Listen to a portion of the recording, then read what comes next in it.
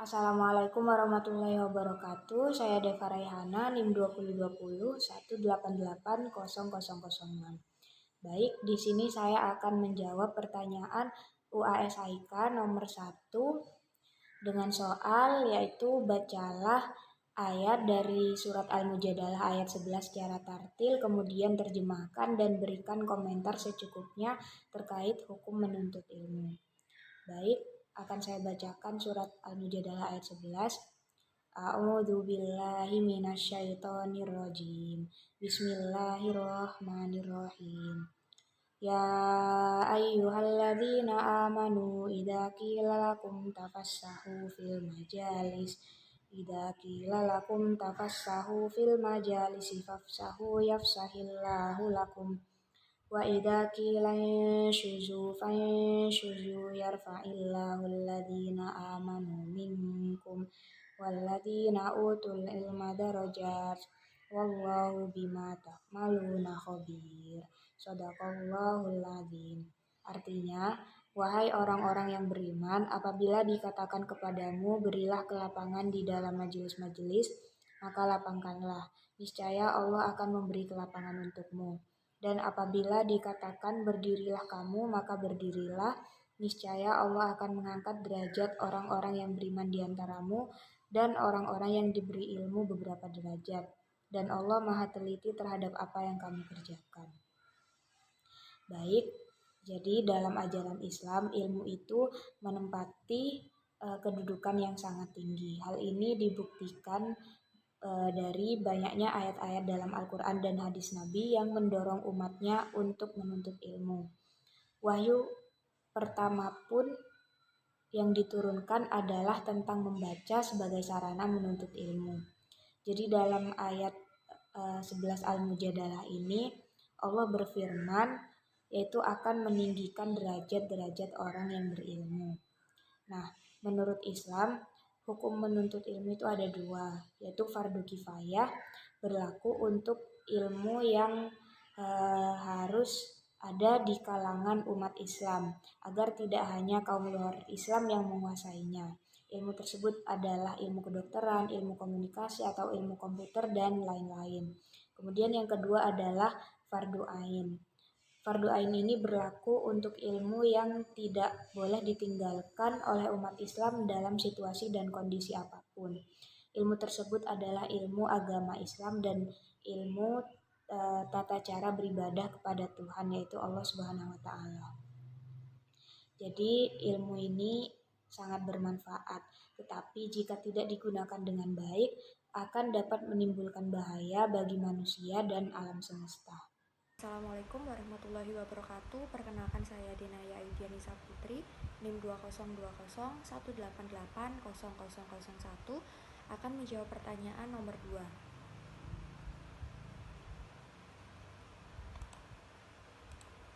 Program keluarga berencana bagi umat Islam Indonesia menuai polemik antara yang pro dan kontra, yaitu antara yang setuju dan tidak setuju. Yang A, jelaskan pengertian keluarga berencana dari segi medis dan Islami. Yang pertama, dari segi Islam. Hukum keluarga berencana dalam Islam dilihat dari dua pengertian. Yang pertama, hadis an-nasl atau pembatasan kelahiran. Jika program keluarga berencana dimaksudkan untuk membatasi kehamilan, maka hukumnya haram.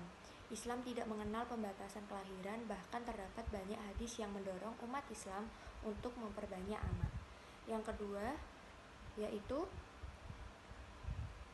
dari tanzim an-nasl atau pengaturan kelahiran, yaitu jika program keluarga berencana dimaksudkan untuk mencegah kehamilan dengan berbagai cara dan sarana, maka hukumnya mubah, bagaimanapun motifnya.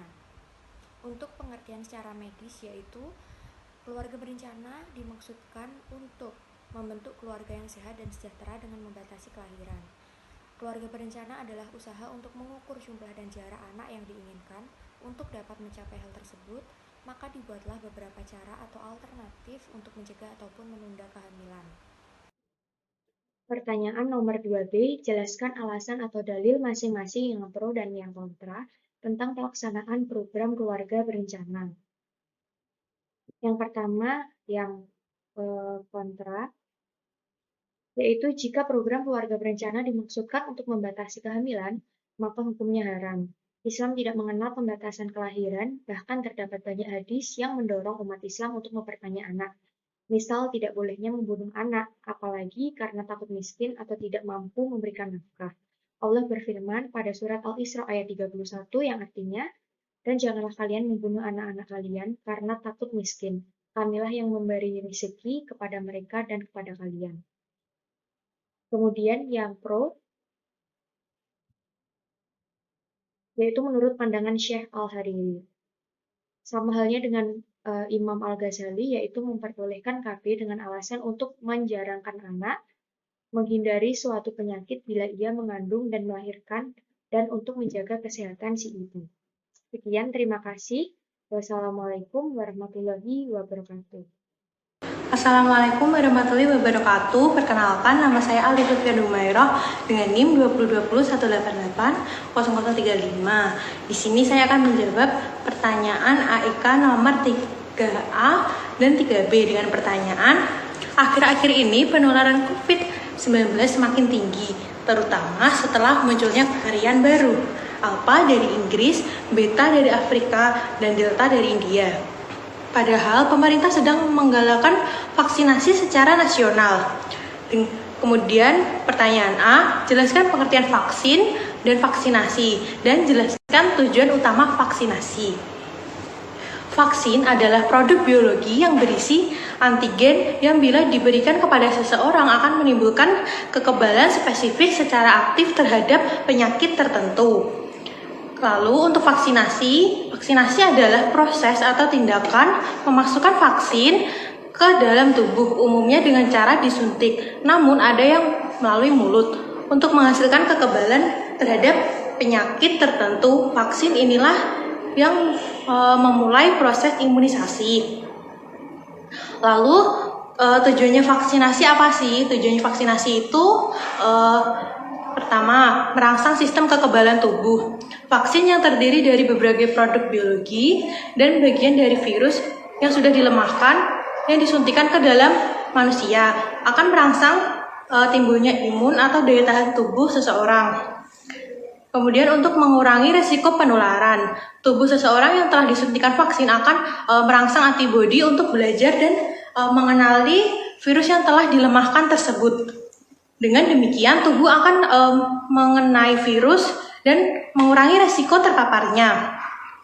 Lalu, untuk mengurangi dampak berat dari virus tersebut, dengan kondisi kekebalan tubuh yang telah mengenali virus, maka jika sistem imun seseorang kalah atau kemudian terpapar, maka dampak atau gejala dari virus tersebut akan mengalami perlemahan. Kemudian untuk mencapai herd immunity, semakin banyak individu yang melakukan vaksin di sebuah daerah ataupun negara, maka herd immunity akan tercapai, sehingga meminimalisir risiko paparan dan mutasi dari virus COVID-19. Dengan adanya informasi di atas, diharapkan masyarakat akan mendapatkan kesadaran bersama tentang pentingnya melakukan vaksinasi di tengah pandemi yang melanda saat ini. Kemudian pertanyaan B, jelaskan hukum vaksin menurut pandangan Islam atau Muhammadiyah. Sebagai yang tertera di dalam Quran Surat Al-Baqarah ayat 195 dan Al-Ma'idah ayat 32, umat Islam diperintahkan untuk mempertahankan hidup semaksimal mungkin. Ada juga beberapa hadis yang dikutip oleh Samsul seperti tidak boleh berbuat mudarat dan menimbulkan mudarat. Hadis riwayat Ibnu Majah. Vaksinasi merupakan bagian dari pengamalan dan hadis tersebut. Vaksin merupakan bentuk ikhtiar yang dianjurkan agama untuk menanggulangi COVID-19. Sebab usaha semaksimal mengakhiri pandemi adalah bagian dari ajaran agama. Tidak hanya itu, vaksinasi juga berperan penting dalam menjaga keberlangsungan generasi yang kuat dan sehat. Dengan demikian, menurut Samsul, sangat penting agar vaksinasi dapat dilihat dari prinsip kemuliaan manusia. Baik, Assalamualaikum warahmatullahi wabarakatuh. Perkenalkan, nama saya Eko Julianto Abdullah dengan NIM 202018880067 dari kelompok 2 AIK. Ingin menjawab soal UAS AIK 4. Untuk nomor 4, Nabi Muhammad SAW menjelaskan bahwa manusia yang disukai oleh Allah adalah manusia yang kuat dan sehat baik lahir maupun batinnya. Nah, untuk pertanyaan yang A, jelaskan pengertian kesehatan mental menurut perspektif kedokteran dan menurut perspektif Islam. Nah, menurut paham ilmu kedokteran, ialah suatu kondisi yang memungkinkan perkembangan fisik, intelektual, dan emosional yang optimal dari seseorang dan perkembangan itu berjalan selaras dengan keadaan orang lain. Oleh karena itu, makna kesehatan mental mempunyai sifat-sifat yang harmonis atau serasi dan memperhatikan semua segi-segi dalam penghidupan manusia dan dalam hubungannya dengan manusia lain. Nah, untuk menurut perspektif Islam, kesehatan mental bisa didefinisikan sebagai keadaan jiwa yang menyebabkan merasa rela atau ikhlas dan tentram ketika ia melakukan akhlak yang mulia. Menurut Islam, kesehatan mental identik dengan ibadah atau pengembangan potensi diri yang dimiliki manusia dalam rangka pengabdian kepada Allah dan agamanya untuk mendapatkan al-nafs al-mutmainnah atau jiwa tenang dan bahagia dengan kesempurnaan iman dalam hidupnya. Pedoman yang menjadi jalan utama menuju kesehatan mental adalah agama, karena di dalamnya terdapat kebutuhan jiwa manusia, kekuatan untuk mengendalikan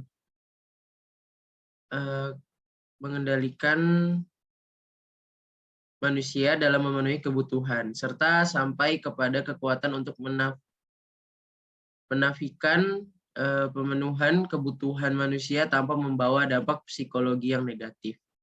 Untuk nomor yang B, menurut saudara, apa saja karakteristik mental yang sakit dan apa saja karakteristik mental yang sehat? Jelaskan. Nah, kesehatan mental dipengaruhi oleh faktor internal dan eksternal. Faktor internal adalah faktor yang berasal dari dalam diri seseorang seperti sifat, bakat, keturunan, dan sebagainya. Faktor eksternal merupakan faktor yang berada di luar diri seseorang seperti lingkungan, keluarga, lalu faktor luar lain yang berpengaruh seperti hukum, politik, sosial, budaya, agama, pekerjaan, dan sebagainya. Faktor eksternal yang baik dapat menjaga mental sehat seseorang, namun faktor eksternal yang buruk atau tidak baik dapat berpotensi menimbulkan mental tidak sehat. Karakteristik mental yang sehat itu meliputi satu, terhindar dari gangguan jiwa, lalu penyesuaian diri atau self-adjustment yang merupakan proses untuk memperoleh atau memenuhi kebutuhan atau need satisfaction, dan mengatasi stres, konflik, frustasi, serta masalah-masalah tertentu dengan cara-cara tertentu. Seseorang dapat dikatakan memiliki penyesuaian diri yang normal apabila dia mampu memenuhi kebutuhan dan mengatasi masalahnya secara wajar, tidak merugikan diri sendiri dan lingkungannya, serta sesuai dengan norma agama. Lalu yang ketiga, pemanfaatan potensi maksimal. Individu yang sehat mentalnya adalah yang mampu memanfaatkan potensi yang dimilikinya dalam kegiatan-kegiatan positif dan konstruktif bagi pengembangan kualitas dirinya. Pemanfaatan itu seperti dalam kegiatan-kegiatan belajar seperti di rumah, sekolah, atau lingkungan masyarakat, lalu bekerja, berorganisasi, pengembangan hobi, dan berolahraga. Lalu yang keempat, tercapai kebahagiaan pribadi dan orang lain. Orang yang sehat mentalnya menampilkan perilaku atau respon-responnya terhadap situasi dalam memenuhi kebutuhannya, memberikan dampak yang positif bagi dirinya dan atau orang lain. Lalu segala aktivitas ditunjukkan untuk kebahagiaan pribadi dan kebahagiaan bersama. Mental yang sakit dari aspek psikis, sosial, moral, religius, dan dari aspek kesehatan fisik memiliki ciri yang berkebalikan arah dengan karakteristik mental sehat. Secara sosial misalnya, seseorang yang gagal dalam beradaptasi secara positif dengan lingkungannya dikatakan mengalami gangguan mental. Proses adaptif ini berbeda dengan penyesuaian sosial, karena adaptif lebih aktif dan didasarkan atas kemampuan pribadi sekaligus melihat konteks sosialnya. Gangguan mental yang dijelaskan oleh meliputi beberapa hal. Satu, salah dalam penyesuaian sosial Orang yang mengalami gangguan mental perilakunya bertentangan dengan kelompok di mana dia ada. Lalu ketidakbahagiaan secara subjektif, kegagalan beradaptasi dengan lingkungan. Lalu sebagian penderita gangguan mental menerima pengobatan psikiatris di rumah sakit, namun ada sebagian yang tidak mendapat pengobatan tersebut. Dari uraian ini disimpulkan bahwa gangguan mental memiliki titik kunci, yaitu menurunnya fungsi mental yang berpengaruh pada ketidakwajaran dalam berperilaku. Gangguan mental ini sesuai dengan Al-Quran, Quran surah Al-Baqarah, yang artinya dalam hati mereka ada penyakit lalu ditambah Allah penyakitnya, dan bagi mereka siksa yang pedih disebabkan mereka berdusta. Quran surah Al-Baqarah ayat 10.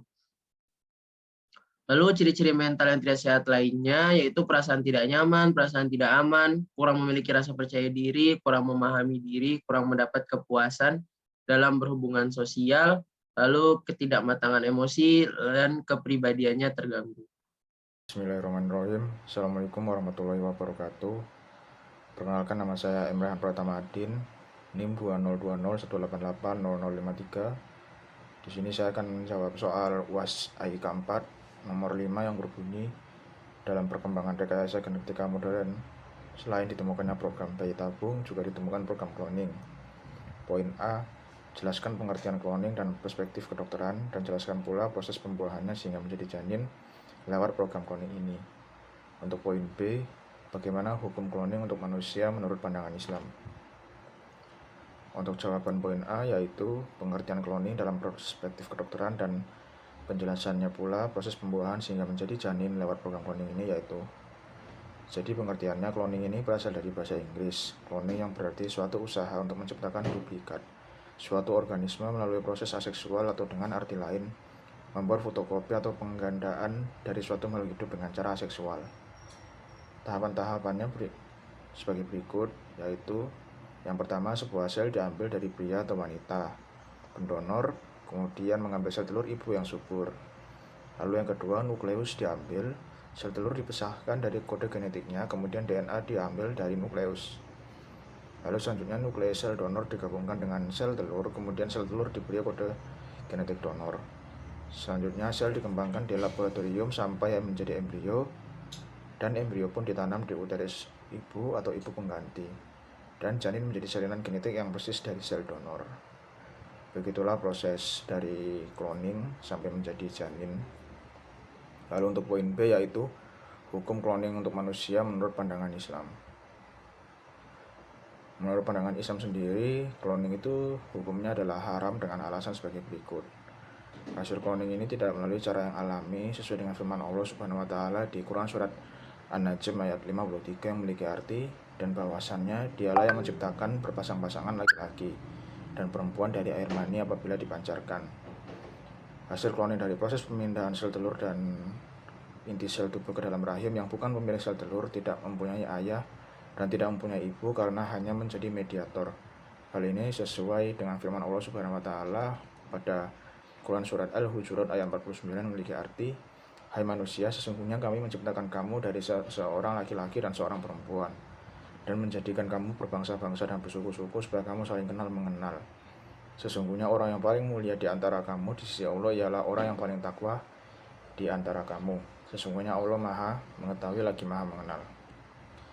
Hasil cloning sendiri akan kehilangan garis keturunan atau nasab.